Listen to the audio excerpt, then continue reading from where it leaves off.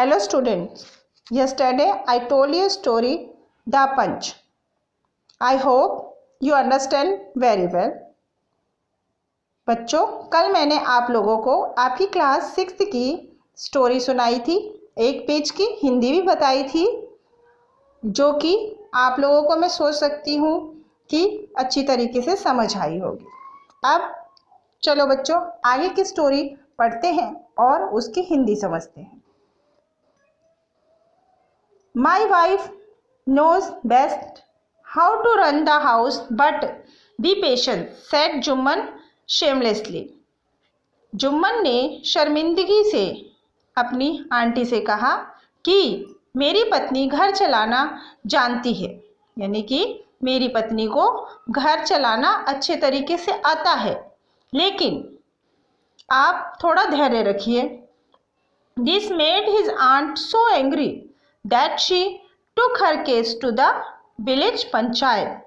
जब उसने ऐसा कहा तो यह बात सुनकर उसकी चाची को बहुत गुस्सा आया और उन्होंने सोचा कि अब मैं इस केस को विलेज पंचायत के पास लेके जाऊंगी। विलेज मीन्स गांव, यानी गांव की पंचायत में इस बात को मैं कहूंगी। For many days the old lady was seen talking to the villagers, explaining her case and seeking their support. कई दिनों तक वह बूढ़ी औरत लोगों से बात करती रही, गांव के लोगों से अपनी समस्या के बारे में बताती रही ताकि वह उन लोगों का सपोर्ट प्राप्त कर सके। सपोर्ट मीन्स मदद, ठीक है बच्चों। Some sympathized with her, उनमें से जो कुछ थे वो उसे सहानुभूति दे रहे थे। Other laughed at her and a few other advised her to make it up with her nephew and his wife. कुछ लोग उसके हंसी उड़ा रहे थे, laughed means हंसना, और जो कुछ और लोग थे वह उन्हें एडवाइस कर रहे थे। एडवाइस मीन्स सलाह दे रहे थे कि जिस प्रकार आपका भतीजा, नेफ्यू मीन्स भतीजा, और उसकी वाइफ कहते हैं आप उसी तरह करिए। एट लास्ट, अंत में, she came to Algu Chaudhary and spoke to him. अंत में वह अलगू चौधरी के पास गई और उसने उससे कहा, यू नो चाची, Jumman is my best friend, how can I against him.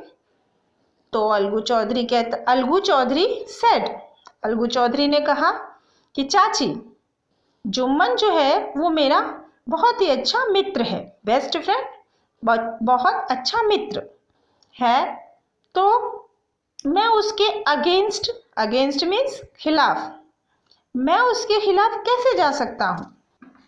But is it all right my son to be silent and not say anything?